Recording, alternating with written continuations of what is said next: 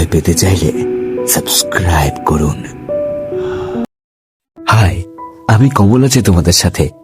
আজকের যে গল্পটা তোমাদের জন্য নিয়ে এসেছি সেই গল্পের নাম পরিত্যক্ত হাসপাতাল। গল্প শুরু করার আগে বলে রাখি, আমাদের গল্পটি পুরোটাই কাল্পনিক। বাস্তবের সাথে যদি এর কোনো মিল থাকে তাহলে সেটা পুরোটাই কাকতালীয়। চলে যাচ্ছি সরাসরি আজকের গল্পে। পুরনো শহরের শেষ মাথায় একসময় বিখ্যাত ছিল এই হাসপাতাল। এখন পুরোটা অন্ধকার, জানালায় ভাঙা কাচ, বাতাসে পচা বাজে গন্ধ।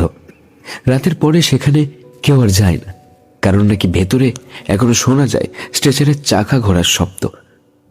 এক ঝড় বৃষ্টির রাতে রোহান আর তার বন্ধুরা চায়ের দোকানে বসে আড্ডা দিচ্ছিল, আর তাদের মধ্যে তর্ক হচ্ছিল ভূত নিয়ে। রোহান বলল, ধুর, ওসব ভূত বলে কিছু হয় না, ওগুলো সব ফালতু কথা। তার বন্ধুদের মধ্যে একজন বলে উঠল, ঠিক আছে, যদি ভূত বলে কিছু নাই থেকে থাকে তাহলে কাটিয়ে দেখা না ওই হসপিটালটার মধ্যে একটা রাত। রোহান বলল, আচ্ছা ঠিক আছে, আমি ওই হসপিটালটার মধ্যে একটা রাত কাটিয়ে দেখাবো, আর তোদের সবাইকে বুঝিয়ে দেবো যে ভূত বলে কিছুই হয় না। রোহান সাহস দেখিয়ে বন্ধুকে চ্যালেঞ্জ দিয়ে ঢুকে পড়ল সেই হাসপাতালের ভিতর। দরজা ঠেলে ঢুকতেই কেঁপে উঠল ভাঙা লোহার গেট, যেন কেউ অদৃশ্য হয়ে সেটা টেনে ধরল। অন্ধকার করিডোরে তার টর্চের আলো পড়তেই দেখা গেল দেয়ালে শুকনো রক্তের আঙ্গুলের দাগ। হঠাৎ দূরের ওয়ার্ড থেকে ভেসে এলো একজনের নিঃশ্বাসের শব্দ। যেই দিক থেকে সেই নিঃশ্বাসের শব্দ ভেসে আসলো, রোহান সেই দিকে তার টর্চের আলোটা তাক করল আর বলল, কে? কিন্তু তার আওয়াজ গিলে ফেলল করিডোরের ঠান্ডা বাতাস। সে এগোতেই দেখতে পেল মেঝে জুড়ে ছড়িয়ে আছে ভাঙা ওষুধের শিশি আর ছেঁড়া বেডশিট, যেন কেউ মুহূর্তের মধ্যে সব ছিঁড়ে ফেলেছিল। ওয়ার্ড নম্বর 13 সামনে পৌঁছতেই দরজাটা নিজে থেকেই হালকা করে খুলে গেল।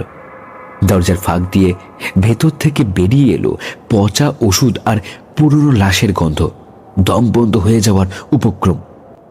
ভেতরে ঢুকতেই রোহান দেখতে পেল একটা ভাঙা বেডের পাশে বসে আছে সাদা পোশাকের একটা নার্স। মাথা নিচু, চুল মুখ ঢেকে রেখেছে।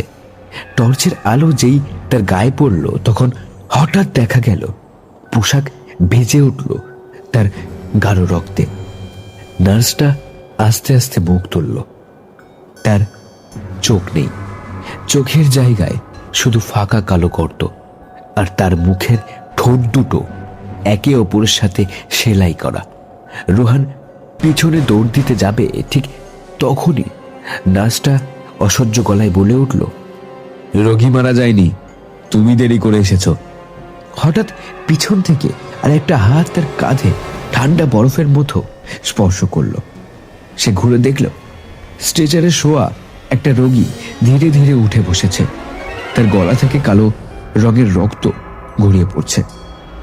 রোগীটা ফিসফিস করে বলল, আমাকে ছেড়ে যেও না, আমার এখনই অপারেশন শুরু হবে। হাসপাতালটার সব লাইট একসাথে টিমটিম করে জ্বলে উঠল, আর চারদিক থেকে আরো রোগী উঠে বসতে লাগলো। কারোর হাড় ভাঙা শরীর, কারোর ফাটা মুখ, কারোর আবার সেলাই খুলে যাওয়া ক্ষত। রোহান দৌড়তে দৌড়তে দরজার দিকে এগোতেই করিডোর একদম বদলে গেল। দেয়ালগুলো নড়ছে, যেন ভিতরে কিছু হামাগুড়ি দিচ্ছে। দরজা ছুতেই সেটা হঠাৎ বন্ধ হয়ে সিল হয়ে গেল। লোহার গায়ে জমে উঠল রক্তের হাতের ছাপ। পেছন থেকে ভেসে এলো নার্সের কণ্ঠ, ডিসচার্জ কবে হবে বলেছিলাম, এই হাসপাতাল থেকে কেউ বেরোয় না। শেষ আলোটা নিভে গেল। রোহান ভয় পেয়ে চিৎকার করল, আর রোহানের চিৎকারের প্রতিধ্বনি বাইরে কেউ শুনতে পায়নি। এখানেই যদি সব থেমে যেত তাহলে ভালো হতো, তবে ঘটনা এখন সবে শুরু হলো। সামনের করিডোরটা অন্ধকারে মোড়া, দেখে মনে হচ্ছিল বিল্ডিংগুলো তার নিঃশ্বাস বন্ধ করে রয়েছে। হঠাৎ অপারেশন থিয়েটারের পুরনো লাল আলোটা জ্বলে উঠল, কিন্তু সেখানে তো বিদ্যুৎ নেই 10 বছর। আলো জ্বলার সঙ্গে সঙ্গে মেঝেতে দেখা গেল তাজা রক্তের লাইন, যেন কেউ সদ্য কাউকে টেনে নিয়ে গেছে টেবিলের দিকে। রোহান অচেতন অবস্থায় জেগে উঠল। দেখতে পেল তার হাত পা শক্ত দড়ি দিয়ে বাঁধা। চারদিকের দেয়ালে ঝুলছে পুরনো মাস্ক, কাছের চোখ আর ভাঙা অস্ত্র। তার পেছনে দাঁড়ানো সাদা পোশাকের নার্সটা এবার আর মানুষ বলে মনে হচ্ছিল না। ঘাড়টা তার বাম দিকে বেঁকে আছে অস্বাভাবিকভাবে, যেন হাড় ভেঙে গেছে। তিনি নিঃশব্দে এগিয়ে এসে রোহানের কানের কাছে ফিসফিস করে বলল, অপারেশন ব্যর্থ হয়েছিল, তাই আজ আবার শুরু করতে হবে। হঠাৎই রোহান দেখল ছাদের উপর থেকে উল্টে ঝুলে আছে আরো 3টে নার্স। গলা কাটা, মুখ তুলছে এদিক আর ওদিক।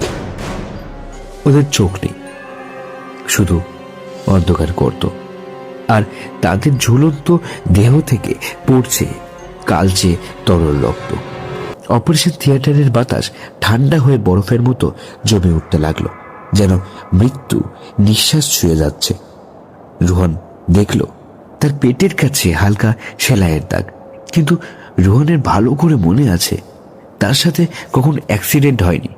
সেলাই পরা তো দূরে থাক, সে বুঝতে পারল ঘুমন্ত অবস্থায় তার পেট কেটে কিছু একটা বের করে নেওয়া হয়েছে।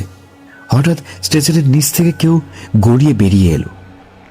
একজন রোগী, তার পেট ফাঁক করে কাটা, ভেতরের অঙ্গগুলো ঝুলছে। রোগীটা থেতলে যাওয়া মুখ তুলে কেঁপে কেঁপে বলল, ওরা আমারটা নিয়ে গেছে, এবার তোমারটাও লাগবে। করিডোরে শুনতে পাওয়া গেল লোহার চাকার কর্কশ শব্দ। স্ট্রেচারের মতো হলেও সেটা কখনো মানুষের স্ট্রেচার নয়। ছায়ার মধ্যে থেকে বেরিয়ে এলো কালো দাগের ভরা একটা স্ট্রেচার। তার উপর নিজেকে শুয়ে থাকতে দেখল রোহান। দুটো রোহান, এটা কি ঠিক দেখছে ভাবল সে। এক মরা, মুখে সেলাই, চোখ বন্ধ, গলা কাটা, সাদা পোশাকের নার্সটা মরা রোহানের দিকে ইশারা করে বলল, যেটা বাঁচবে সেটা আমাদের, যেটা মরবে সেটা তোমাদের পৃথিবীতে ফিরে যাবে। হাসপাতালের পুরো ভবন কেঁপে উঠল। লাইটগুলো একের পর এক বিস্ফারিত হয়ে নিভে গেল। অন্ধকারে চারদিক থেকে শোনা যেতে লাগলো অসংখ্য আত্মাদের সমাবেশ। দড়ি ছিঁড়ে যখন রোহান উঠতে চাইল, তার পায়ের নিচে মেঝে নরম হয়ে গেল। হাসপাতাল যেন জীবন্ত মানুষের মতো শ্বাস নিচ্ছে। অন্ধকারের গভীর থেকে নার্সের ভৌতিক গলা আবার শোনা গেল, এখনো দৌড়তে চাও? হাসপাতাল তোমাকে ছাড়বে না, তুমি এখন আমাদের একজন। শেষবার অপারেশন থিয়েটার লাল আলোটা টিমটিম করে জ্বলে উঠল, এবং সেই আলো নিভে যাওয়ার সঙ্গে সঙ্গে রুহানের অস্তিত্ব মিলিয়ে গেল সেই অভিশপ্ত হাসপাতালের ভিতর। রুহান ফিরছে না দেখে তার বন্ধুরা সবাই মিলে সে হাসপাতালে ঢুকলো ভয়ে ভয়ে। ভেতরে গিয়ে তারা দেখল রুহানের মৃতদেহ পড়ে আছে, আর তার পেট কাটা, যেন তাকে হিংস্রভাবে কেউ তার পেট কেটে পেটের ভেতরে থাকা সব জিনিস এক খাবলে বের করে এনেছে।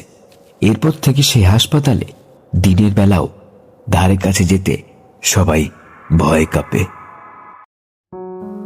কেমন লাগলো আজকের গল্পটা? যদি গল্পটা ভালো লেগে থাকে তাহলে please like, comment, share, subscribe করে আমাদের পাশে থাকবেন কাইন্ডলি। আর হ্যাঁ, আর একটা জরুরি কথা আছে যে আপনারা যদি চান যে আমি গল্প ছেড়ে ঘটনা বলি, আপনাদের জীবনে যদি কোনো ঘটে যাওয়া ঘটনা থেকে থাকে তাহলে সেটা আপনি আমাকে যদি পাঠাতে চান তাহলে সেটা আমাকে কমেন্ট করুন যে হ্যাঁ আমি পাঠাতে চাই। তাহলে পরের ভিডিওতে আমি বলে দেবো যে কিভাবে পাঠাবে। আমার নাম্বার দিয়ে দিতে পারি, হোয়াটসঅ্যাপ নাম্বার। আপনারা আমাকে হোয়াটসঅ্যাপে সেই গল্পটা লিখে পাঠাতে পারেন। আবার দেখা হচ্ছে পরের শনিবার রাত 9টায়।